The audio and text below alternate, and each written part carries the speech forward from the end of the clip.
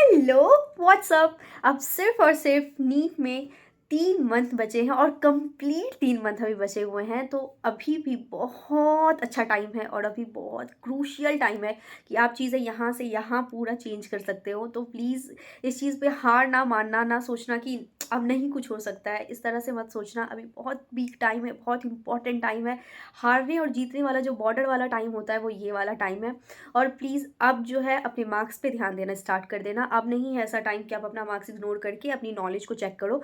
नहीं, अपने मार्क्स पे भी ध्यान देना। अभी बहुत अब धीरे धीरे इंक्रीज़ करना। जैसे अगर अभी अपन लाइटली ले लिए तो फिर वो क्या होगा कि वो कभी बढ़ेगा नहीं। इसलिए अभी धीरे धीरे 5 मार्क्स, 10 मार्क्स, 15 मार्क्स, 20 मार्क्स ऐसे इंक्रीज़ करने की कंटिन्यूअसली कोशिश करना। चलिए, ये वाली बात हो गई आपको पूरा फुल ऑन मोटिवेशन देने की, कि जो कि बहुत इंपॉर्टेंट है और टाइम टू टाइम जो आपको भी गाइड करे। मैं कहूँ दुनिया में कोई भी इंसान आपको जो गाइड करे उसको बहुत ज़रूरी होता है कि थोड़ा बहुत तो मोटिवेशन देते रहें, क्योंकि as a NEET aspirants daily एक न्यू हमारी प्रॉब्लम आती है जिसको हमें फेस करना होता है। तो इसलिए थोड़ी बहुत मोटिवेशन की तो ज़रूरत पड़ती है। अब चले हम लोग बात करते हैं कि क्या करना है।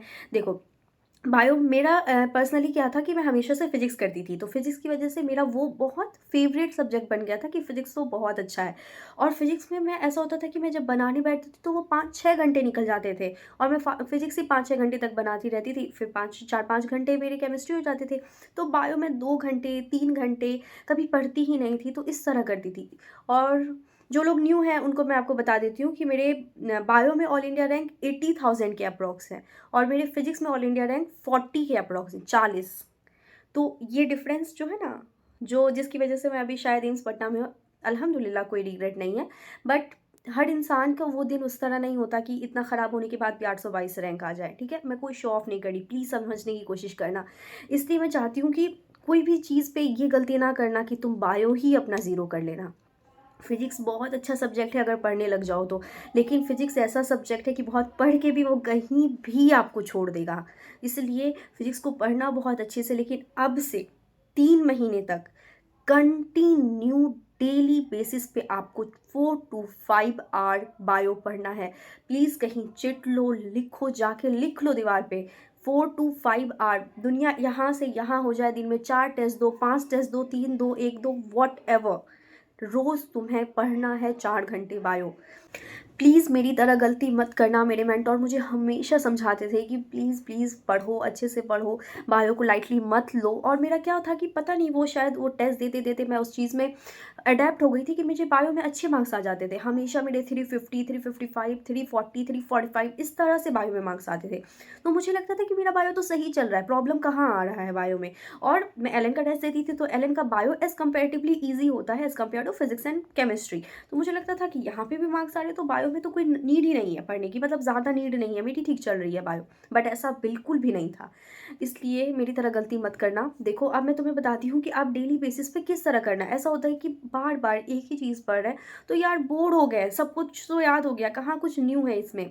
तो मैं आपको बताती हूँ, देखो एक काम करो, जाके आप अपना पेज निकालो, उसमें आप लिख लो कि सुबह उठ के 4 घंटे सिर्फ बायो पढ़ना है। 4 घंटे। आप 9 बजे उठ रहे हो तो 1 बजे तक अपने जो बीच वाला लंच होता है उससे पहले पहले तक आपको कंप्लीट बायो ही पढ़ना है।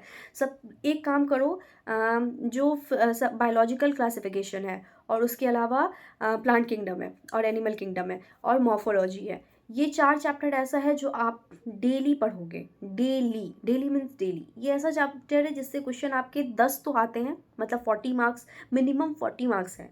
और ये ऐसा सब्जेक्ट है जिसमें ज़रा सा भी गलती हुआ तो कंप्लीट आपका मार्क्स चला गया, कंप्लीट, क्योंकि कोई लॉजिक लगा के ये याद नहीं कर सकते अपन।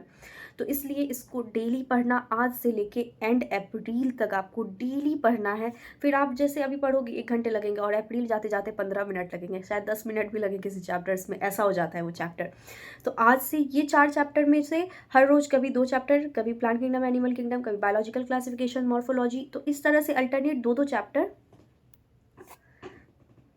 तो इस तरह से अल्टरनेट 2-2 चैप्टर डेली करना। ठीक है, तो देखो आप क्या करना कि इस तरह से ना डेली कर लेना, अल्टरनेट 2 चैप्टर आज, 2 चैप्टर कल, 2 चैप्टर आज, 2 चैप्टर कल। उसके बाद जो चैप्टर्स उसके बाद आते हैं उसको कंटिन्यू ऐड करते जाना। तो मतलब आपको डेली बेसिस पे 4 चैप्टर करने ही करने हैं। 4 चैप्टर डेली आपको करना है, मिनिमम 5 हो जाए तो वेल एंड गुड है, बहुत अच्छी बात है, लेकिन 4 चैप्टर आपको डेली करना है। एक और चीज़, सिर्फ चैप्टर को पढ़ना नहीं, इस तरह मत करना कि बस ऐसे ऐसे पढ़ लिया और बंद कर दिया रख देते हैं, इस तरह नहीं करना। प्लीज़ एक काम करना, एक पैराग्राफ पढ़ने के बाद दोबारा उसी पैराग्राफ को पढ़ना, फिर आपको बहुत सारे छोटे छोटे पॉइंट्स मिलेंगे जो बहुत इंपॉर्टेंट होगा, और वो चीज़ें आपको नहीं क्लिक करती है फर्स्ट टाइम पे पढ़ के, तो दोबारा उस पैराग्राफ को पढ़ना। एक और चीज़, देखो वो इंट्रोडक्शन से पूछ रहा है तो प्लीज़ इंट्रो पढ़ लेना थोड़ा सा, क्या करोगे, कुछ भी पूछ रहा है एंटी है, तो इसलिए ना अब से इंट्रो थोड़ा सा ना अजीब लगता है क्योंकि वो आदत में नहीं रहती पढ़ने की, लेकिन इंट्रो पढ़ लेना साथ में। इस बार जो आया था बायो का पेपर, उसमें शायद 3 क्वेश्चन था जो आउट ऑफ सिलेबस था,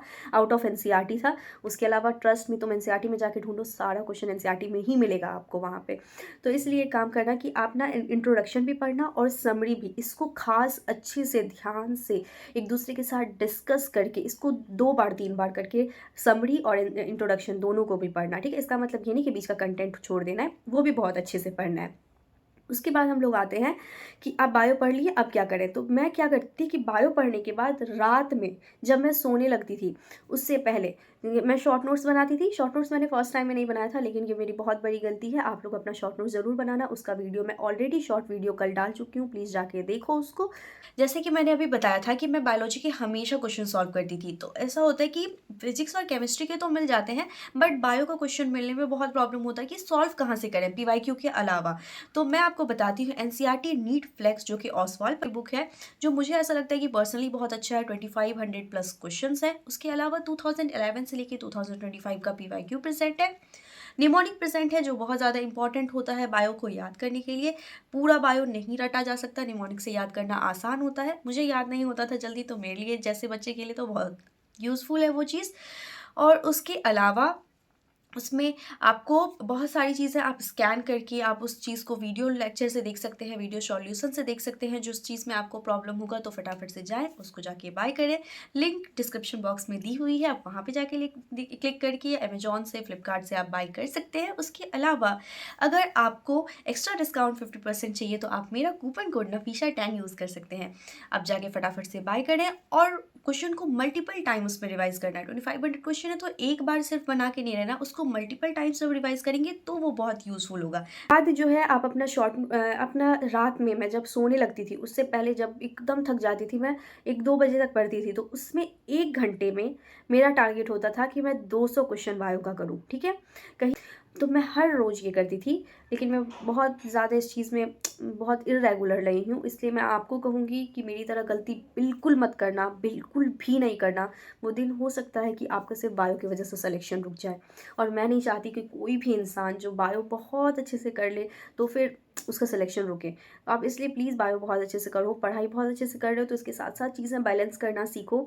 आप बायो के साथ केमिस्ट्री, इन दोनों को प्रायोरिटी में रखो। फिजिक्स कोशिश करो, जो लोग को सिर्फ सिलेक्शन चाहिए या फिर तब नॉर्मल कॉलेज चाहिए, ऐसा नहीं कि बहुत ड्रीम कॉलेज है एकदम वही लाना है, तो फिर तो ऑब्वियस है कि आपको पता है आपको तीनों सब्जेक्ट को बहुत अच्छे से पढ़ना है।